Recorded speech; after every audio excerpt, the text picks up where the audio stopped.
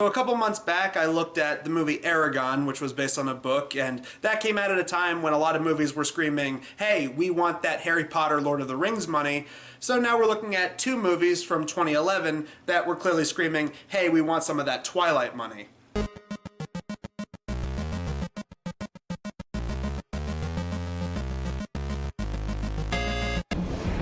wolf is coming.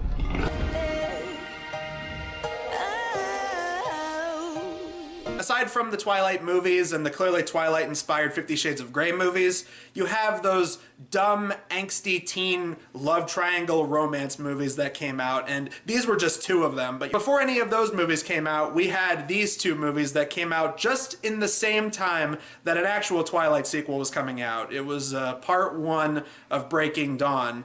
And in the same year, you had these two movies, Red Riding Hood and Beastly, which you could just watch the trailers for these and you could tell they were trying to go for that angsty teen romance Twilight crap that was big at the time. Out of these two movies, Beastly was worse in comparison, but that doesn't mean that Red Riding Hood is necessarily a good movie either.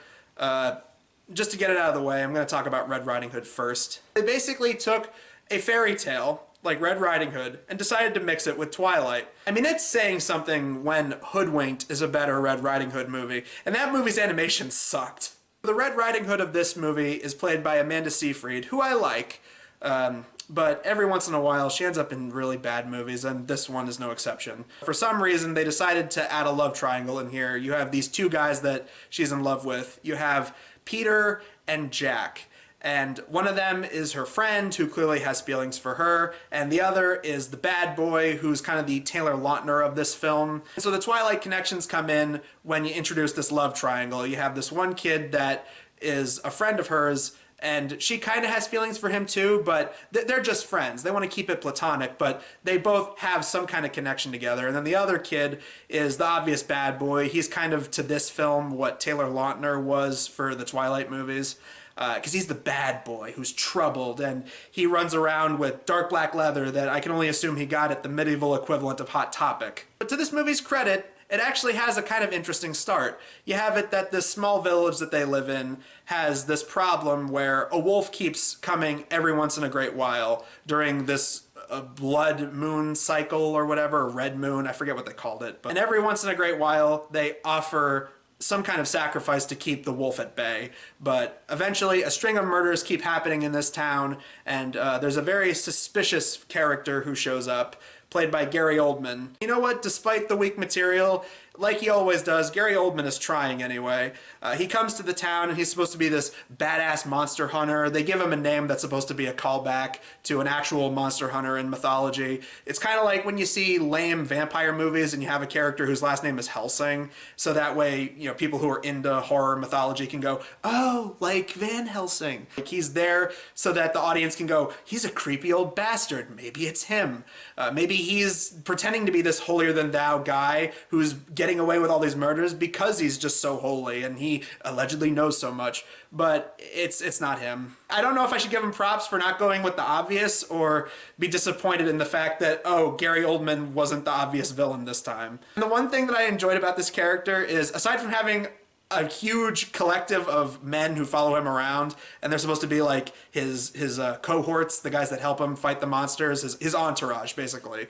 There's this one guy in the town who's basically a fanboy of his, because every time that he shows up, it's like, oh yes, he's this fantastical monster slayer, and he killed 8 beasts with this one dagger or sword or something like that. My favorite thing about that guy is that he was just one song number away from being LeFou to Gary Oldman's Gaston. I was just waiting for him to break out into a song number and go, no one's quick like Oldman, no one's slick like Oldman. What's weird about Gary Oldman's character is they try to make these connections to the Salem witch trials, because he's a two-faced man of faith who comes into the town and is like, there's a beast amongst us. Oh, it could be you, it could be your neighbor, it could be your loved ones. Oh, But he's basically there to try and throw the audience off because it essentially becomes a murder mystery at that point. Like, who could the wolf be? Because the wolf shows up every once in a great while, and they have these Twilight-like moments where Amanda Seyfried, Red Riding Hood, looks at the beast, and the beast doesn't kill her. Like, and they have some kind of connection because the wolf says things to her every once in a while. But oh, she has some kind of connection to the beast that's going around killing people in this village. And there's this thing they established very early on that if you get bit by the wolf, then you have to be killed immediately, so that way you don't turn into a werewolf yourself. And that's the other thing. Just like with the Twilight movies, the werewolves just look like shitty CGI wolves. They don't even look like wolves. Say what you want about the 2010 Wolfman movie with Benicio del Toro. At least there was some kind of cool special effects at play there. He actually looked like a wolf man, you know? It actually looked like a werewolf. Here, it's just a CGI wolf that takes off every once in a while looking ominous. And, you know, then, oh, mass anarchy, the wolf shows up into the town and, you know, attacks somebody. Oh no, that man is bit, we gotta kill him. And then Gary Oldman gets killed by his own men because he says, you know, oh, I carry the mark of the beast. You have to stop it before it's too late. And then his men kill him. To spoil the two biggest things that came out in this movie from 2011, she ends up with the bad boy. She doesn't end up with the guy who is more like soft and timid. There's a scene in the middle of the movie where like it seems that she's disappeared. And the two guys have this quarrel back and forth. It's like, you know, oh, I don't like you, dude, but I'm going to work with you just to make sure that she's okay. And the guy who's more timid and soft-spoken, he's like kind of the Edward vampire guy from the Twilight movies. She actually doesn't end up with him. And the other spoiler is that, oh, it turns out that the bad boy is not the werewolf. They didn't want to go full Twilight. You can't have it that the bad boy is also the werewolf. That'd be too similar. It turns out that the wolf in this one is her father, who had like 5 scenes all movie. Even when they give an explanation for like why he's been doing this, it's really stupid. When they try to connect it to the Red Riding Hood story, you know, at the very end in the 3rd act, you have it that she goes to grandma's house because they established that every once in a great while she goes into the woods to check on her grandma who lives in a cabin outside of the village. I'm not saying this to be mean. I really like Amanda Seyfried a lot, but there's a scene when they actually have the, you know, grandma, what big ears you have? Grandma, what big eyes you have? Grandma, what big teeth you have? When she says, what big eyes you have, I just waited for the grandma to just go, girl, have you looked in a mirror lately? The bad boy shows up, kills the dad before he has a chance to kill his own daughter, and they get together. And then there's this weird moment to protect her because he's too troubled. He has to go away. So he's like, you know, I must leave. I have to hop on this boat and sail off somewhere very far.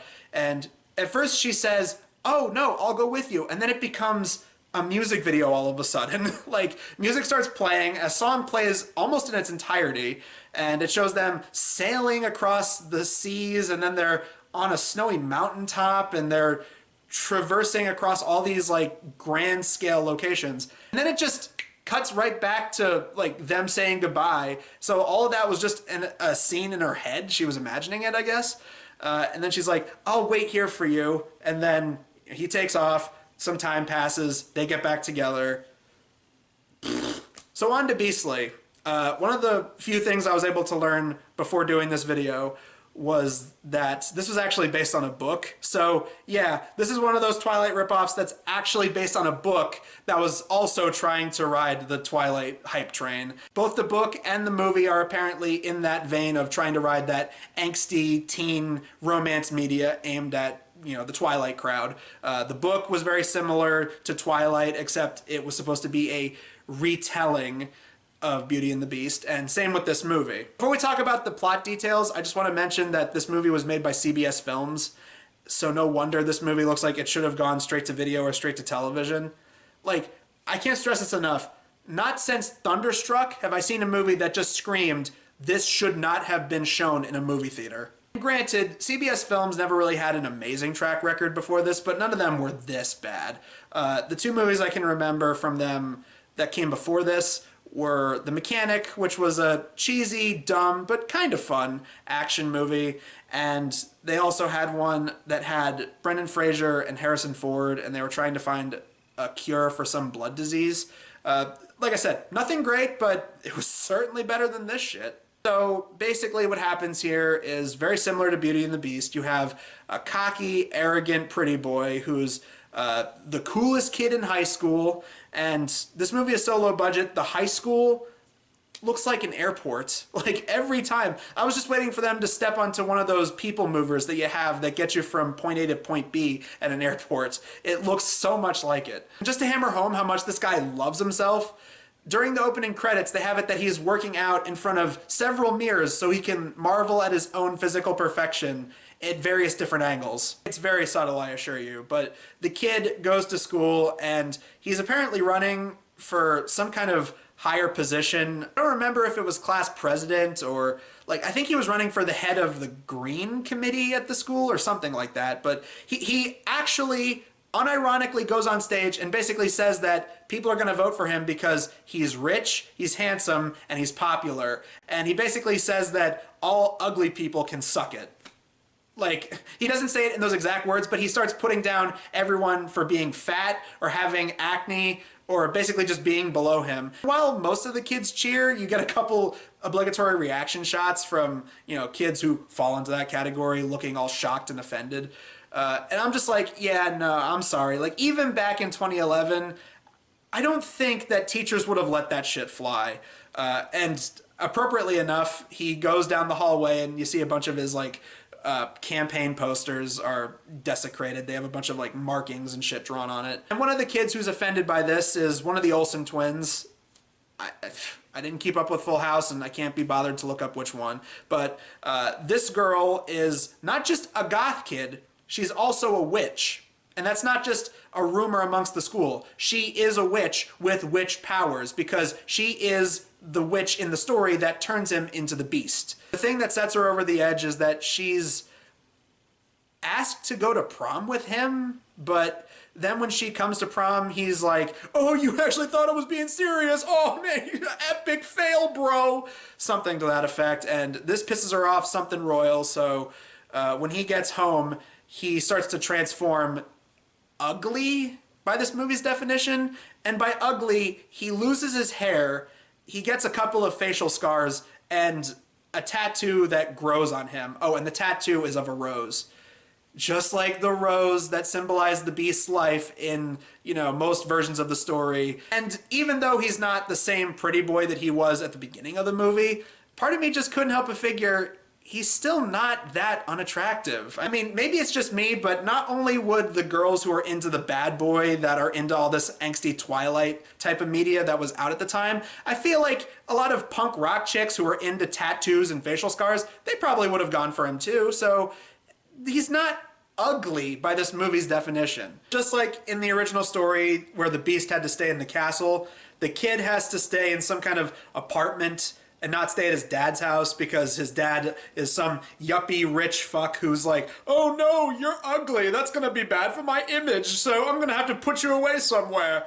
And so he has to stay there. He has a maid who established that she's Jamaican and she's working this job to not only make an honest living, but she also is trying to get work experience so that she can move her kids from Jamaica to the United States. He's also paired up with this blind guy who's like his mentor or whatever, and he's played by Neil Patrick Harris, and the entire time I was just thinking, man, this guy is a lawyer job in a super suit away from being Daredevil. What's even funnier is who's supposed to be the beauty of the Beauty and the Beast in this story, because they have it that, you know, oh, he was Mr. Popular and he ended up with every popular girl and cheerleader and all the hot girls he could possibly want. But who could possibly be that Belle, that kind of soft-spoken, mousy girl who he ends up falling for, and, you know, that one girl he could never have? Vanessa Hudgens. I don't know if I should be complaining that they didn't do this cliche, but they didn't even do the thing where, oh, she has her hair up in a bun, and she has glasses, and then when they get to know each other more and they start to fall for one another, they let her hair down and take her glasses off, and oh, she's beautiful. They didn't even do that. It's just like, I didn't buy that role whatsoever. Then you get to how weirdly contrived and asinine it is that they have to live under one roof together. Again, just like in the Beauty and the Beast story. Here, it's that Vanessa Hudgens' character's dad has some kind of connection to these drug dealers, and Beastly just happens to be wandering one night and he spots some kind of altercation going on in an alleyway, and then he steps in. Him and the drug dealers get into a squabble, and then he goes to the dad, who's like already freaked out in some kind of like trauma. You know, he's like shaking around and he's terrified for his life. And he goes to the dad and he basically says, "Oh, hey, you have to let your daughter stay with me because those guys, they're bad guys. They're going to come after your daughter." He also basically blackmails the guy by saying, "Hey, I have a picture of you and those drug dealers. I could report you to the cops if you don't force your daughter to stay with me." And I'm thinking, wait, so he was turned into this ugly character because the witch was trying to teach him to not be selfish and do terrible things to get his way? Because nothing for nothing, he did a terrible, shitty thing just so that he could get his way. I know the actors were probably thinking this was some cheap TV movie because it was CBS Films, but I love the dad's reaction to all this when Beastly is trying to convince him what to do, and his reaction is like, he's like, "I don't know what to do. It's just so twisted." I'm not kidding. I've seen after school specials that have better acting than this. I swear, if you added Tommy Wiseau to this, it would have been like that scene in The Room with the drug dealer. The one that's like, "Where's my fucking money, Daddy? I don't have 5 fucking minutes." The dad has to stay at some kind of hideout for a while, and the daughter has to stay with Beastly. And at first, she doesn't like him, and then eventually they start to warm up to each other because he buys her things. I'm not kidding. Yeah, like at first she's like, "Oh, I don't care if you buy me clothes or whatever." But then the more he spends on her, then she starts to warm up to it. This guy blackmailed this girl's dad so that she'd have to stay with him, and this chick only starts to fall for him because he buys her nice expensive things. Both these characters suck. Though I gotta say, it was kind of funny that eventually she has to go to see her father because her father ends up in the hospital because he starts to overdose. Before she goes, he tries to get her to say, "I love you," because that's part of the ticking clock element, that he needs to get her to say, "I love you," after a certain amount of time. But before she goes, because the movie only has like 20 minutes left after that, so they needed to drag this out as much as possible, she says something to the effect of, "You're such a good friend." And the thing that was really weird to me is the drug dealers. They make a big deal of those drug dealers after they introduce them in like the middle of the movie. So I was thinking, oh, maybe they're gonna come back in some way. No. Shortly before they start to really fall for one another, there's a scene where one of them is looking at their phones and you see a text message and it's on screen for like 3 seconds at most. And it says something to the effect of, "Those 2 drug dealers were caught by the cops." So it's like, okay, that plot element, that whole reason that this character has to stay with this other character so that they can fall in love, completely pointless. But really, what else is there to say? Of course, they end up together. He confesses his love for her, and she finally says, "I love you." He turns back into the good-looking guy. She doesn't realize it at first, but then she tries to call Beastly, and then she finds out, oh, he has his cell phone. It's the same person. They end up together, so the spell is officially broken. And everybody gets happy endings. The maid is allowed to bring her kids into the country, and Neil Patrick Harris is cured of blindness. And it just made me flash back to Quest for Camelot when I reviewed that. And it's like, wait, Carrie Elway's character wasn't cured of blindness for, you know, helping save Camelot. But because Neil Patrick Harris helped these 2 dumb teenagers finally get together, he gets cured of blindness. So yeah, both these movies suck, but they suck in their own way. I personally would say that Beastly was worse out of the 2, just because it looked really fucking cheap. The acting was terrible, and despite a few good performances from people like Neil Patrick Harris, that wasn't enough. And just the story, this retelling of this story is horrible. I don't know whose idea it was to mix Twilight and Beauty and the Beast, but just taking this timeless story that has been done well so many times before and mixing it with, you know, a flash in the pan thing that's popular with angsty teens at the time, it did not go well at all. It is not a chocolate and peanut butter situation, man. This sucked. And while Red Riding Hood isn't as bad, it's still really bad in its own right. I mean, I'll give him this. I did kind of like that it was trying to be something different. It was trying to be a murder mystery to try and figure out who the wolf was, but even then, the wolf effects weren't very good. The set design was okay, but I'll tell you what didn't connect was the music. Like, the entire time, the music in this movie just kind of sounded like weird Lady Gaga style pop music. It didn't fit at all. And again, while some of the acting is okay, Amanda Seyfried did fine. And I forgot to mention Billy Burke, who was also in Twilight, was in this for a couple of minutes. He was trying. I give him credit. He was trying. And I did read somewhere that they actually did want Taylor Lautner to be in this one, but I guess he was like, no, I'm already doing Twilight. I can't do the ripoffs too. While Gary Oldman was being an over-the-top ham for most of his scenes, he was at least trying to have some fun with his role, so I give him credit for that. But man, other than that, this movie, it's not good either. The fact that they even tried to connect that part of the story was just really odd, and it felt really out of place. In the movie called Red Riding Hood, the whole thing of Red Riding Hood going to check up on her grandmother, that part felt weirdly disconnected to the rest of the shit that was in the movie.